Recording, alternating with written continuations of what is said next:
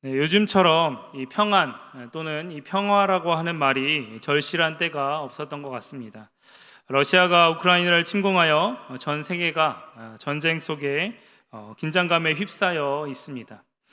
러시아와 우크라이나의 전쟁에 누군가 개입하여 확실하게 이 전쟁을 마무리해 주었으면 좋겠다는 마음이 굴뚝 같지만, 혹시나 이러한 개입이 더 큰 전쟁으로 이어지지는 않을까라고 하는 두려운 마음에 어느 나라도 선뜻 행동을 취하고 있지 못하고 있습니다. 또한 모든 이 나라들이 사실은 이 평화를 가장 우선시하기보다는 자신들의 경제적인 이득을 항상 가장 먼저 생각하면서 행동하고 있다라고 하는 것이 이런 전쟁을 통해서 보여지고 있는 우리 삶의 현실인 것 같아서 참 안타까운 마음이 많이 드는 것 같습니다. 요즘은 나라와 나라들이 서로 긴밀하게 연결되어 있고 또 경제적인 공동체로 묶여 있어서 그런지 이 평화가 깨진 것으로부터 오는 피해가 직접적인 전쟁의 당사자가 아닌 우리에게도 이제 오고 있는 것을 보게 됩니다. 물가가 폭등하고 있고 또 곡물과 천연자원의 수급이 원활하지 않아서 이제 많은 나라들과 또 기업들이 전전긍긍하고 있습니다. 평화의 깨어짐이라고 하는 것이 초래하는 결과들이 결코 작지 않다라고 하는 것은 결코 작지 않다라고 하는 것을 전쟁은 우리에게 누구보다도 생생하게 보여주고 있습니다. 무엇보다도 하루속히 우크라이나 땅에 전쟁이 멈춰서 무고한 생명이 더 이상 희생되지 않고 다치는 일이 없기를 간절히 바랍니다. 평화는 이 전쟁을 겪고 있는 이 상황 가운데서도 참 절실한 것이지만, 그렇지 않은 상황 가운데서도 특별히 요즘 이 현대인들 사이에서도 큰 이제 화두가 되는 그런 제목인 것 같습니다. 종교가 없는 사람들도 평안을 찾아서 이 절에 들어가서 뭐 템플 스테이를 한다거나 또는 자신의 내면의 평화를 이루기 위해서 뭐 명상을 한다거나 또는 요가를 한다거나 하는 일들이 참 요즘에 많이 이루어지고 있습니다. 특별히 제가 아는 예수를 믿지 않는 이 주변의 이제 많은 사람들도 이 기도 대신에 명상을 하면서 이제 하루를 시작하는 사람들이 많이 있는 것을 이제 보게 됩니다. 그만큼 사람들이 평화가 없기 때문에 평화를 간절히 바라는 마음을 가지고 그러한 행동들을 한다고 볼 수 있는 것 같습니다. 세상 사람들이 원하는 평화는 여러분 어떤 평화입니까? 세상 사람들이 원하는 평화는 아무런 방해를 받지 않는 상황 가운데서 누리는 그런 평화인 경우가 참 많이 있는 것 같습니다. 그래서 어디 한적한 휴양림이 있는 그런 곳으로 간다거나 아니면은 저기 아름다운 바닷가가 펼쳐져 있는 그런 곳에 가서 누리는 그런 평화를 평화로 생각하는 많은 사람들이 있습니다. 그리고 좀 더 나아간다면 어떤 상황 가운데서도 부서지지 않는 그런 강한 정신력을 가지는 것, 강한 멘탈을 가지는 것, 그것을 사람들이 조금은 원하는 것이 아닌가. 그런 어떤 상황 가운데서도 휘둘리지 않는 마음의 평정심을 사람들이 바라면서 살아가는 것은 아닌가라는 생각을 해봅니다.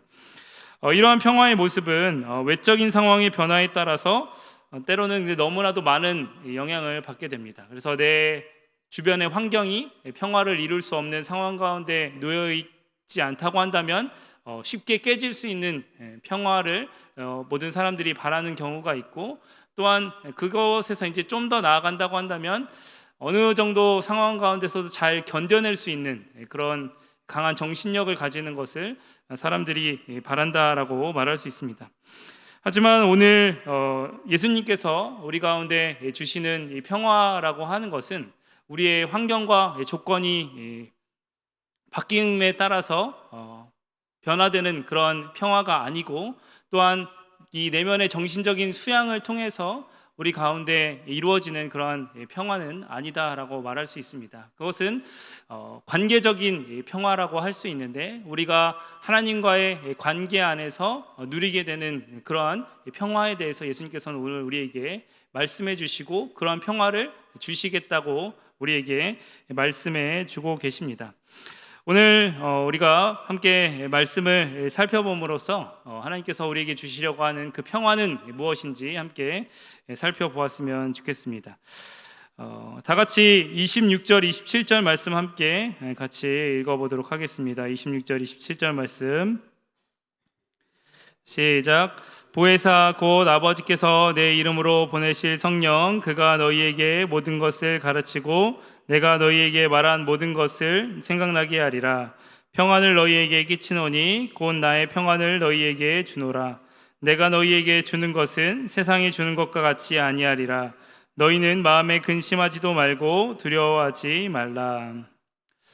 예수님께서 이 십자가의 순환을 앞두고서 가실 수 있었던 이제 세 가지 가능성, 세 가지 길이 있었다 그렇게 이야기합니다. 첫째로는 가룟 유다가 가고자 했던 그 길입니다. 무장봉기를 통해서 로마에 맞서는 저항군의 수장이 되어서 백성들을 이끌고 반역을 꾸리는 일이 예수님이 할 수 있었던 그런 일이었습니다. 그리고 두 번째로는 이 모든 것을 포기하고 이 쿰란 공동체와 같이 광야로 들어가서 은둔 생활하면서 이 세상과 떨어진 공간 속에서 작은 공동체 가운데 세상과 상관없는 평화로운 삶을 살아가는 그 길이 또한 있었을 것입니다. 그리고 마지막으로는 이제 십자가의 길을 가는 것, 이 세 가지 크게 세 가지의 길이 예수님 가운데 놓여져 있는 선택지가 아니었나 그렇게 사람들이 이야기를 합니다. 우리가 먼저 이 첫 번째 길인 이 무장봉기를 통해 로마에 맞서는 그런 이야기를 한번 나눠보았으면 좋겠습니다. 여러분도 잘 아시다시피 예수님을 이 주님으로 부르는 일은 예수님 당시 시대의 상황으로 볼 때 굉장히 혁명적인 일이었다라고 할 수 있습니다. 이 퀴리오스라고 하는 것, 예수님을 주님으로 부르는 일은 굉장히 혁명적인 일이었습니다. 왜냐하면 이 세상의 주, 이 퀴리오스는 로마 황제이지 예수님이 아니었기 때문에 그렇습니다. 이런 세상의 주이자, 또 첫 번째 로마 황제인 이 아우구스투스가 로마 사람들에게 보장했던 이 평화가 바로 이제 팍스 로마나라고 하는 이 평화입니다. 이 로마의 평화다라고 하는 말인데요. 로마에 있는 사람들에게 이제 평화를 준다라고 하는 뜻입니다. 그런데 그 방법은 무엇입니까? 그것은 이 군사력을 통해서 유지되는 이 평화입니다. 로마라고 하는 지배자가 다른 피지배계층을 힘으로 누름으로써 이루어내는 이 평화가 바로 로마가 만들어내는 그러한 평화라고 할 수 있는 것입니다. 반면 예수님께서 주시는 평화는 이 폭력을 통해서 얻어지는 것은 아닙니다. 예수님의 제자들이 실패했던 부분이 바로 이러한 부분이었습니다. 로마의 평화, 로마의 힘에 의한 유대인들의 지배를 통한 평화가 로마의 평화라고 한다면 유대인들이 원했던 이 평화는 자신들을 지배했던 로마의 압제로부터 다시 폭력을 이용해서 다시 이제 그 폭력을 이용해서 권력을 되찾고 다시 한번 그 자신들의 왕국을 이루는 그러한 평화를 얻기를 원했었습니다. 그런데 예수님께서는 그러한 평화를 거부하셨습니다. 예수님께서는 힘을 통해 힘을 이기고 평화를 이루는 것을 거부하셨습니다. 왜냐하면 중요한 것은 힘을 가지고 누군가를 압제하여 평화를 이루는 이 구조를 파괴하지 않으면 로마가 세상의 주인이 되었든지 또 이스라엘이 세상의 주인이 되었든지가 중요하지 않기 때문에 그런 것입니다. 여러분, 우리는 단적인 예를 느헤미야의 이야기를 통해서 발견할 수 있습니다. 느헤미야 5장의 이야기를 읽어보면 이 백성들이 바벨론 포로로부터 돌아온 후에 살아가는 그 삶의 모습이 나와 있습니다. 느헤미야에게 이제 사람들이 찾아와서 같은 형제인 유대인들을 원망하는 이야기를 하고 있는 장면이 나옵니다. 요는 흉년이 들어서 곡식이 없는 상황 가운데 사람들이 자신을 도와주기보다는 어려운 상황을 이용해서 높은 이자를 받고 또 식량을 구워주고 또 그 빚을 갚지 못하면 땅을 내어줘야 되는 상황이 되고 또 그 땅마저 내어줄 것이 없으면 자신을 노예로 팔아야 되는 그러한 상황이 이스라엘 백성들 가운데 놓여 있게 되었던 것입니다. 이런 느헤미야는 귀족들과 민장들을 꾸짖으면서 이렇게 이야기를 합니다. 느헤미야 5장 8절의 말씀 이렇게 이야기합니다. 그들에게 이르기를 우리는 이방인의 손에 팔린 우리 형제 유다 사람들을 우리의 힘을 다하여 도로 찾았거늘 너희는 너희 형제를 팔고자 하느냐 더구나 우리의 손에 팔리게 하겠느냐 하매 그들이 잠잠하여 말이 없거늘. 여러분, 이 이야기는 단순히 이스라엘이 이방 민족의 압제를 받던 입장에서 이제 해방되었지만 또다시 하나님의 법과 방법대로 살지 않으면 결국에는 이 강자가 약자를 지배하는 그 세상의 구조 안에서 살아갈 수밖에 없음을 이야기해주는 그런 말씀입니다.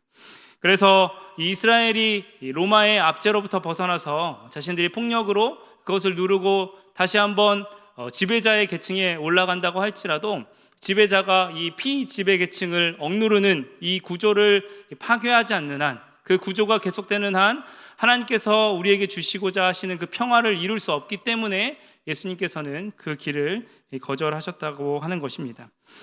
두 번째로 우리가 함께 생각해 볼 것이 바로 예수님께서 세상을 떠나 고요하고 한적한 곳 가운데 머무시면서 평화로운 삶을 살아가는 것입니다.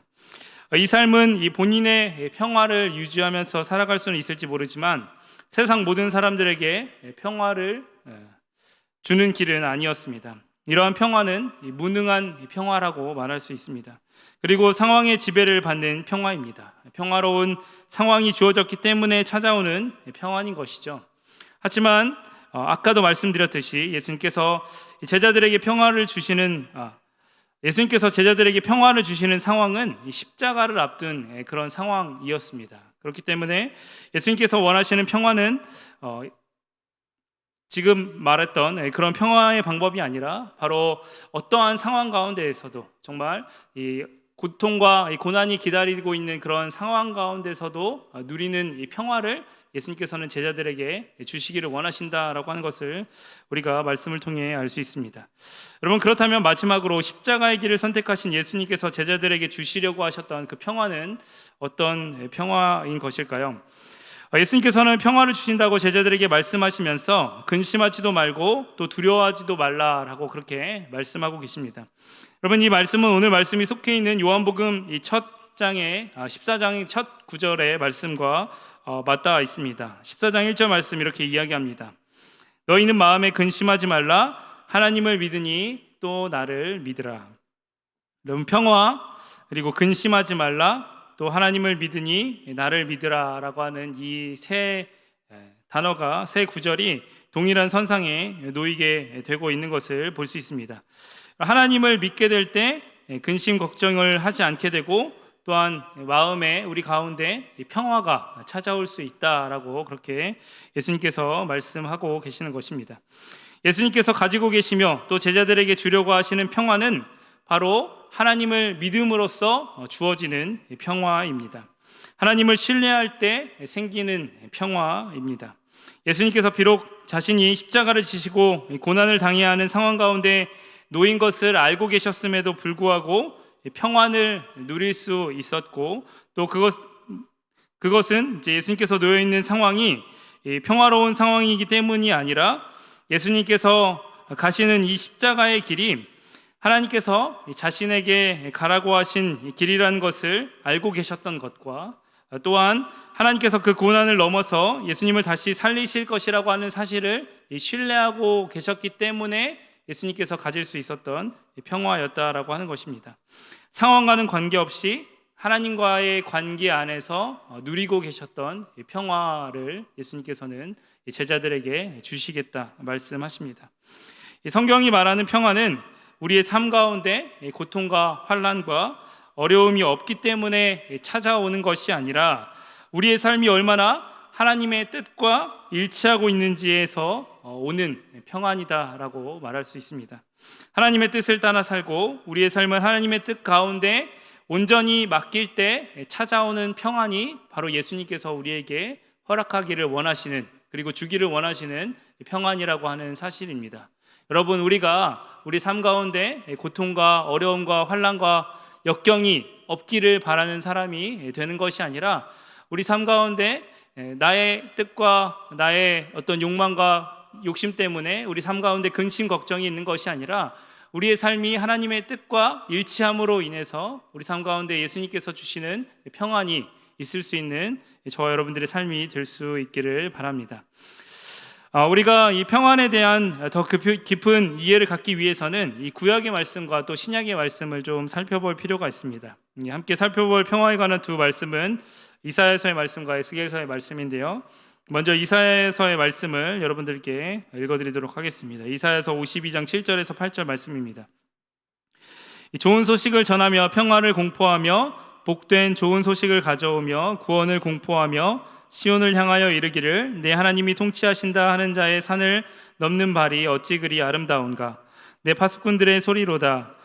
그들이 소리를 높여 일제히 노래하니 이는 여호와께서 시온으로 돌아오실 때에 그들의 눈이 마주 보리로다. 여러분, 이사야서의 말씀은 이 포로에서 돌아올 이스라엘 백성들을 위한 말씀으로 선포된 말씀이라고 할 수 있는데, 이스라엘 백성이 포로로 가게 된 것은 열강에 의해서 그들이 침략을 받고 또 그들이 약했기 때문에 겪어야 했던 어떤 수모가 아니라 하나님의 말씀에 순종하지 않음으로써 하나님의 징계로 인해 발생한 그러한 일이었습니다. 그 징계의 기간이 이제 끝나고 이제는 하나님의 관계가 회복되어서 하나님의 통치가 다시 그들의 삶 가운데 이루어지는 것을 일컬어서 오늘 이사야의 말씀은 이 좋은 소식이다 이야기하고 또한 평화다 그렇게 이야기하고 있습니다. 이사야는 이 하나님과의 관계가 회복될 때 우리에게 평화가 주어지게 된다라고 그렇게 말하고 있습니다.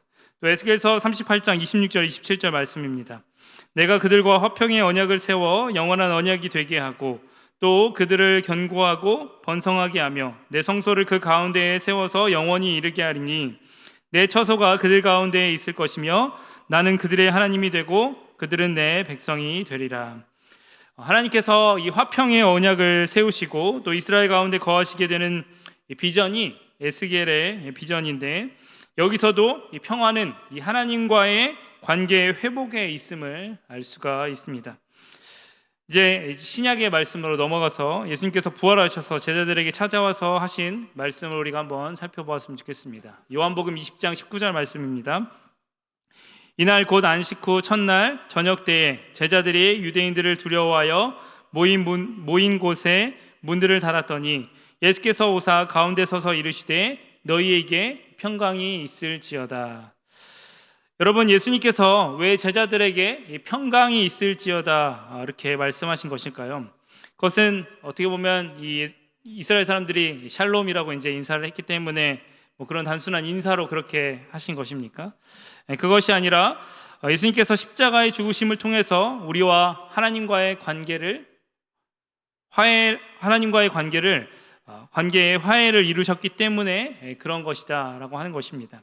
예수님께서 우리에게 예수님의 십자가의 사역을 통해 하나님과의 평화를 선물로 주셨기 때문에 우리에게 평강이 있을 것이다 그렇게 말씀하고 계시는 것입니다. 여러분, 우리가 이 예수님의 이 십자가 사역을 통해서 우리 가운데 이루신 그 화평을 누릴 수 있는 사람들이 될 수 있기를 원합니다. 그래서 우리가 이미 하나님과 예수님을 통해서 이 화평을 이루었기 때문에 하나님과의 이 회복된 이 관계 안에서 누리는 이 평화가 있을 수 있었으면 좋겠습니다. 그리고 이 평화라고 하는 것, 이 화평이라고 하는 것, 그리고 평안이라고 하는 것, 바로 이 하나님과의 이 회복된 이 관계 안에서 이루어지는 것이다라고 하는 것을 기억하고, 우리가 다른 어떤 물리적인 것들을 통해서 또 그리고 내 삶이 더 나아짐을 통해서 뭔가 화평을 누리는 것이 아니라 바로 내가 하나님과의 관계가 온전하게 될 때, 또 하나님과의 관계가 회복되게 될 때 내 마음 가운데 또 내 삶 가운데 평안이 주어진다라고 하는 것을 기억하고, 우리가 무엇보다도 평안을 누리기 위해서 이 하나님과의 관계에 더욱더 힘쓸 수 있는 그런 저와 여러분들 되었으면 좋겠습니다. 마지막으로 31절 말씀 같이 읽어보도록 하겠습니다. 시작. 오직 내가 아버지를 사랑하는 것과 아버지께서 명령하신 대로 행하는 것을 세상이 알게 하려 함이로라. 일어나라, 여기를 떠나자 하시니라. 예수님은 예수님의 십자가의 사건이 예수님에게 자신들의 권력을 빼앗기는 것을 두려워한 유대 지도자들과 또 유대인들의 밀란을 잠재울 희생 제물이 필요했던 로마의 결탁에 의해서 이루어진 것이 아니라 하나님의 뜻 가운데 이루어지고 있음을 제자들에게 말씀하고 계십니다. 이 십자가가 하나님의 뜻임을 아셨기에 예수님은 당당히 예수님을 팔려고 하는 사람들에게 나가시면서 제자들에게 일어나 여기를 떠나자 그렇게 말씀하고 계십니다. 세상은 우리에게 이 안정된 생활과 환경 가운데 거할 때 우리 마음 가운데 평화가 올 것이다 그렇게 이야기합니다. 때로는 힘에 의한 압제가 평화라고도 그렇게 이야기합니다. 물리적인 어떤 것들에 의해서 이루어지는 것이 평화다라고 세상은 우리에게 끊임없이 이야기합니다. 하지만 평화는 서로 그 길이 십자가의 길이라고 할지라도 하나님의 뜻에 순종하는 길이라면 그 길을 가는 이들에게 주님은 평화를 주실 것이다 그렇게 말씀하고 계십니다. 여러분, 사도 바울이 옥에 갇혀 있으면서도 그리스도의 평강을 성도들에게 이야기할 수 있는 힘이 바로 여기에 있는 것입니다. 그가 하나님의 길을 따라 살아가면서 하나님과의 평화를 누릴 수 있는 사람이었기 때문에 그가 어떠한 환경 가운데서도 그리스도의 평화를 성도들에게 선포할 수 있었던 사람이었던 것입니다. 여러분, 우리가 하나님의 길을 따라 살아가는 사람들이 되기를 원합니다. 하나님의 뜻과 일치하는 삶을 살아가는 사람들이 되기를 원합니다. 그렇게 될 때 우리 삶 가운데 어떠한 역경과 어려움과 때로는 고난과 십자가의 길이 주어진다고 할지라도 하나님께서 우리에게 평화를 허락해 주실 것입니다. 그리고 우리가 그 평화를 누리게 된다면 오늘 예수님께서 제자들에게 말씀하시고 또 평안을 주셨던 것처럼 우리의 삶을 통해서 예수 그리스도의 평화가 선포되어지는 역사가 우리 삶 가운데 나타나게 될 줄로 믿습니다. 우리가 그것을 사모하면서 나아감으로 말미암아 십자가의 길을 당당히 걸어가신 예수님처럼 우리가 주님의 평화를 누림으로 세상을 이길 수 있는 믿음이 또한 우리 삶 가운데 또 여러분들의 우리의 삶 가운데 있을 수 있기를 예수님의 이름으로 축복합니다. 함께 기도하겠습니다.